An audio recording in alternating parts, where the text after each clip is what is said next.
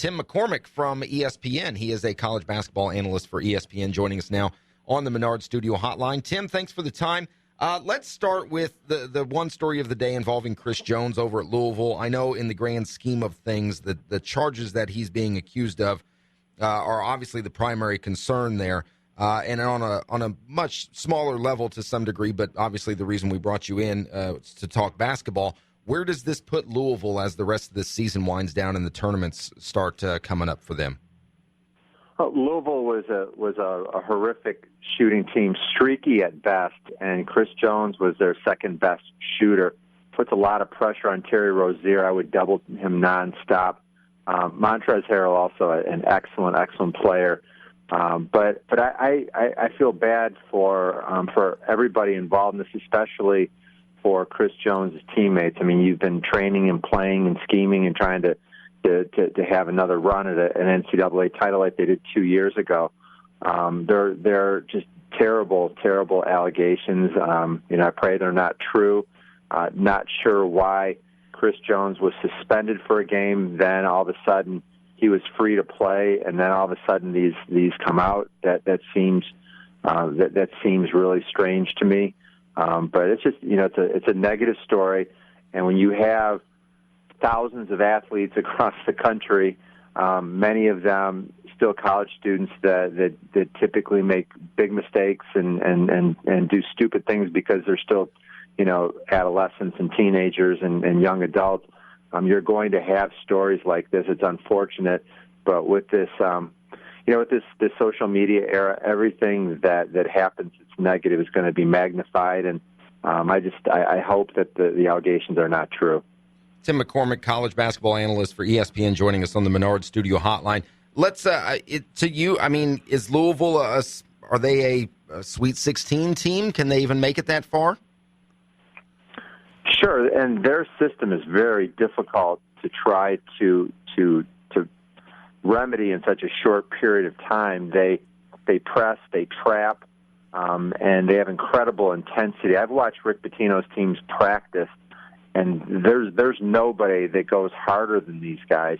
They still have good players. Wayne Blackshear is a guy that I think is capable of so much more, but they lack perimeter shooting, and they're very limited in post-production. So they could win a game. 2 would be a stretch to me, and after that, who knows? Well, and down in the area that we set in here in southwestern Indiana, we're a lot of UK fans, IU fans, and but there's a team here in Indiana that has they don't get talked about a lot, but we're talking about Notre Dame, a very good basketball team, but they don't really get mentioned a whole lot. They just get swallowed up by the UK and IU fans around here, I guess. But is Notre Dame maybe one of those sleeper teams coming into this tournament that could go deep? I have to be honest with you. I've underestimated them from the start, and after getting off to such a great non-conference, I just said, well, wait till they get to the league. They're going to struggle mightily. And upon closer inspection, last year, Jaren Grant was suspended after, I think, 12 games for academic violations. I give Notre Dame a lot of credit. They are quicker to suspend their players for academic issues than any team in the country. So they definitely they walk the walk, they talk the talk, and I support those decisions. However, once Jaren Grant went down last year, Notre Dame's season spiraled down. I think they were like 15 and 17 last year, and that's way down the ACC standings. So he's an All-American. He's a consistent scorer, a very good leader. Pat Connaughton has had an A-plus season. Zach August is their only true big guy, and at times is their most valuable because if he goes out, there's really no resistance in the paint. I think that this is Mike Bray's best offensive team in South Bend, and I look at their shooting. I think that Notre Dame and Gonzaga are the 2 best shooting teams in all of college basketball. Well, who? There's always that one. There's always that one that comes around, VCU or whoever that comes up and is the story, the Cinderella story of the tournament. Who's your Cinderella or Cinderellas as we get near the tourney? Who you think's going deep that nobody else can really see right now? Well, there's a game that's going to happen on Saturday. College Game Day is going to Charles Cook Arena for Northern Iowa and Wichita State, both in the MVC. They're both 16-1, number 10 and number 11 in the country, and so they're playing for a championship, and both of those teams can go a long way. I also think a team that intrigues me a lot is NC State. They have guards that can score. They've had some really big wins of late. I like the way they're playing. And then Gonzaga, I guess you can call them a mid-major, but they're just blowing through their opponents, and they've got a chance to get to a Final Four this year. I love what Mark Few is doing. They do remind me a lot of the way Notre Dame plays. Talking to Tim McCormick, ESPN college basketball analyst on the Menard Studio Hotline. It's Ford and O'Brien, ESPN Evansville 105.3 and online, ESPNEvansville.com. You mentioned Northern Iowa and Wichita State. Obviously, we have a vested interest here as the University of Evansville sits right here. That's where we're at. And they lost that game last night to UNI. I had the chance to watch that. And that UNI team, I think what impresses me a lot about them is that's a deep team. They've got a lot of depth there, don't they? Well, they do, and they're one of the best 10 defensive teams in all of college basketball. They're physical, they're tough. Like the mid-major model that works so well is you get young guys and you develop them. They get mentored by their older players, and eventually they'll become mentors themselves. This is a team that is powered by older players, and Seth Tuttle's their big man.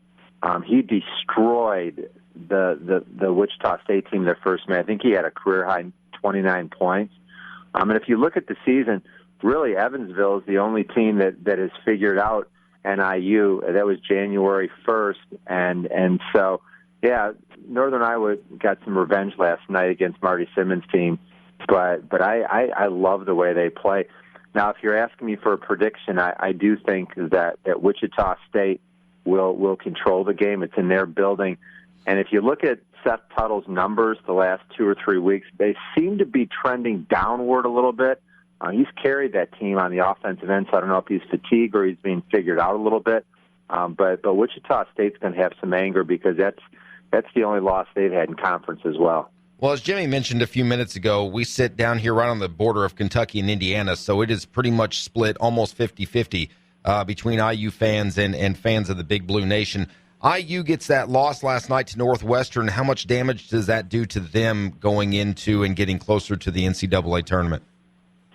If it was a historically bad Northwestern team, I would say that it would hurt their seeding a little bit. However, Northwestern is playing some of the most impressive basketball in the entire Big Ten. I think they've won 4 straight now, and their shooting is great. They actually play a little bit like Indiana, but very much perimeter oriented. But Indiana's had a good season, and I'm very impressed with how Tom Crean has had his kids bounce back after some really bad news in the non-conference with some of the disciplinary action. Yogi Ferrell is just a star college player. Blackman, he's had some freshman moments, both good and bad. But I really think that he's a future star at the next level. And then also Troy Williams has really emerged. Once again, he came on the scene, caught everybody off guard. His production's tailed a little bit, but he has so many intangibles, and he gives them the flexibility to go with a 4 perimeter player lineup, and it's tough to match up against. Who beats Kentucky? Can you beat them? Sure, absolutely, and I'm not predicting it. As a matter of fact, I think that there's a really good chance that they'll win an additional 12 straight games to go undefeated, the first team since 1976. I know you remember that team. Yep. At IU. That was just so impactful for me because being a Michigan kid growing up to watch that game and to remember Kent Benson and Quinn Buckner and Scott May, and I'll never forget that. But I'm so impressed with the Kentucky team and the way they play. You know, because they have 10 guys on their roster that will play in the NBA someday, which is just staggering to me. But the thing that is so surprising is you would think that they would play like an all-star team, everybody trying to get their own shots and arguing about minutes. They're the opposite. Their big guys run as hard as I've ever seen big guys run in the past. They only play 20 minutes, so Cal tells them, you go as hard as you can, it'll showcase you, and we'll get you to the NBA. They're very unselfish. They make the extra pass. One of the best defensive teams that I have ever seen. They're long. They stay in their lanes. They help out extraordinarily well. Best shot blocking team in the nation. They get a lot of steals, which generates their break. And then a real hidden key on why they made do really well in the NCAA tournament, a very good free throw shooting team. Just very clutch. Their guards make their free throws. So those are all intangibles that are very much different than what you would think if you took a bunch of All-Americans and threw them together, and there's no chemistry, no drama. They just play really hard. Tim McCormick, ESPN college basketball analyst, joining us on the Menard Studio Hotline. Ford and O'Brien, ESPN Evansville 105.3. And one last thing for you, Tim. In listening to some of the other shows on ESPN radio and watching, ESPN television, sports television in general, I hear a lot of people talk about how this has maybe not been the most entertaining, or maybe even the word a bad basketball season for college basketball. I'm not seeing it. Am I missing something, or has it just been a down year for college basketball, and I'm somehow blinded by it? I love college basketball with all my heart. I've enjoyed this season so much, and it's like if you like baseball, and you're not a big baseball fan, and you go to the game and it's a 1-0 pitcher's duel. Sort of a fringe fan will say, "Oh my gosh, it was so boring. I didn't see any home runs. That was a boring baseball game." A purist, somebody that loves the game, can say, "Yeah, that was play. That was beautiful the way those guys pitched." I don't mind. I don't mind a defensive struggle, and there's enough games out there. You're going to have some games like Wake Forest. I think they scored 35 against Virginia yesterday. That's not a fun game to watch, but for that one, there's always 10 or 12 other ones that you can find. There's so much content out there. You can always find a good game every single night. So I can see why somebody may say, I need a game in the 80s to be entertained. But for me, I love college basketball. Well, we appreciate the time, Tim. Hopefully we can talk again as we get a little closer to the NCAA tournament. That's Tim McCormick, ESPN college basketball analyst, joining us on the Menard Studio Hotline. Thanks for the time, Tim. We appreciate it. I appreciate you guys having me on. Thank you.